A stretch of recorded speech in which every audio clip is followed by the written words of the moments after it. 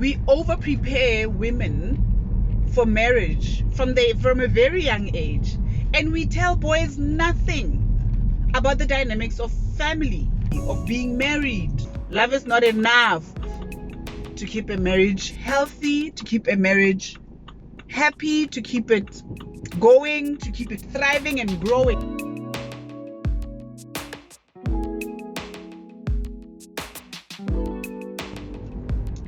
Hi everyone, how are you all doing? I trust all is well with you. It's cloudy and chilly where I am. I hope you are warm and safe. Or if it's hot where you are, I hope you're cool and enjoying the weather. Today I just want to talk about last night, what happened to me last night, which was a good thing. I was on David Gau, my favorite comedian of all time, David Gau's live, and we spoke about a couple of things. It was funny, it was raw, it was, unscripted, obviously, and it was just wonderful. I loved it. And I addressed an issue that I made a video on, but I didn't quite like how that video turned out, so I just kept it. I didn't use it. But I feel this coming up again, and I feel I have to talk about it and just get it out there and hear what the people are saying. And maybe let's even have a discussion, or let's have discussions with our friends, our families, and our spouses. Let's have these discussions. It was really centered around this one guy that I'm really, in the beginning we were making fun of, but I'm really proud of the decision he made and the realization he came to. What basically happened, he said he made a turnaround, a U-turn from marriage, so to speak. Lobola was paid, all that was left was really the big wedding and going back to, to the married life, living this married life. And he made a U-turn, and for a bit there we made fun of him and all that, and eventually he opened up and said that no one prepares you for marriage, no one tells us, and he was saying that the older men in his family, his friends, nobody really told him what marriage was about. He was basically saying, look, I got into this knowing nothing about what is expected, and it really whooped me, and I respected that. I highly respected that, and I happen to agree with him, of bringing in kids, of what is expected of them, of how hard it is for them. We actually just expect them to be, subliminally, we expect them to be the ones that bring in the trouble and the drama, and to just deal with the brunt of it afterwards, however they see fit. We don't show them by our behavior. We don't show them by sitting them down and talking to them. Though I think behavior is important, sometimes that's not, if you don't have a father figure who's portraying a healthy marriage dynamics and stuff like that, then it becomes tough. Then a conversation and a proper exposure of the right types of men is needed. So I wanted to talk about that, because I feel that no one tells men what women want in a marriage, what makes a woman happy. No one tells men what satisfies a woman. No one tells men how to handle when your woman is breaking down or when she's having troubles. No one prepares our men about all these dynamics. I can't even think of all of them right now. There's just so many dynamics when it comes to being a married man, a father. You're just told you're the head of the household. And I almost think, I don't know, the men can correct me on this one, I almost think that the only idea they have about being a man, other than what you see your father doing or other men doing, is that you get the bigger piece of meat or chicken, and you're the boss, everybody has to listen to you, you're the head of the household, you have to work and bring back the check. Nothing there about connection, nothing there about parenting, nothing there about finances, how to make sure that you are aligned financially. Nothing there about vision. Nothing there about a vision for your family, that a man is supposed to have a vision. And that vision has to be paired up with the woman's vision. You have to have a parental vision. You have to have a marital vision. Where are we going? Why are we doing this? What are we building? That you are there to build with somebody else. And in order to build, if you've ever been involved in any building project, you know that you need different types of things at different times. That you cannot have all the people to build your house all in 1 week or 1 day to do everything. There's stages to it, and there's understanding who's strong at this. That typically you don't hire one person who is going to dig up and do everything: the electricity, the plumbing, the plastering, the painting, the windows and all the frames, the kitchen units. I would like to believe, typically you don't get the jack of all trades, so you go get people who are talented in that. And what I'm saying with this is that we do not teach our men how to use what they have alongside their wives to do this thing called life together.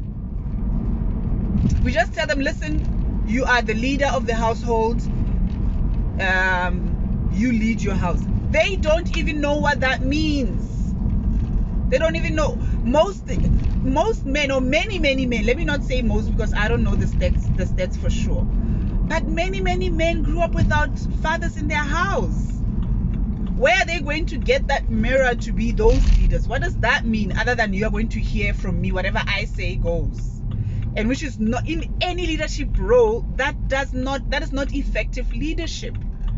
If your leadership style is that whatever I say goes, then you know that there's bound to be problems there. So and I think another big thing that we do not teach our men, and us, actually women, everybody, what we need to educate ourselves on is that love is not enough to keep a marriage healthy, to keep a marriage happy, to keep it going, to keep it thriving and growing. It's not gonna take love, more love or less love. Love is not enough. One of the major things that is needed to succeed as a family, as a couple, is conflict management. We get conflict management wrong, you've lost it. So we do not know how to conflict. We don't fight fair. We are not taught how to argue our point through without crushing another person, or how to express your feelings without stripping somebody of their dignity just because you are hurt. We're not taught those things. We don't see it in our households. So I think those are the things that we have to teach our kids, and we have to prepare our men that when we are at weddings, a lot of African weddings, all that I've been through really are concentrating on the woman, telling the woman that marriage is hard. And when they say marriage is hard, they're really talking about the men, that look, being with a man is hard. Marriage is hard. You better hold on. You better not give up. All those things. I'm just tired of hearing that, and not anybody telling men. I think the slightest thing that I've heard in one wedding, which was like, okay, yeah, okay, you said something. I was happy that the person said something, but it's like, but that can't be it. That can't be the only thing. What the guy said was that, listen, bruh, you better take care of your business in the bedroom, or other boys will show you how to do it, or other people will do it for you, something of that sort. And I was like, okay, somebody address the guy, but that can't be all there is. That can't be all there is. That a manner of communication, of intimacy for a lot of men is through being sexually intimate. But is that what a woman needs? that's the conversation that needs to be had.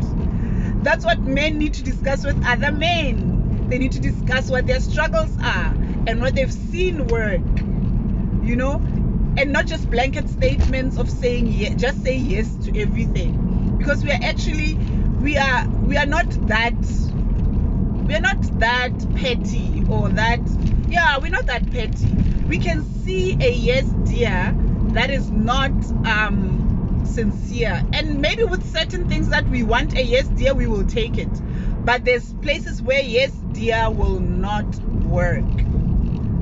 So you get yes dear when mama is happy, everybody else is happy. Look, that is true, but that also opens up the door for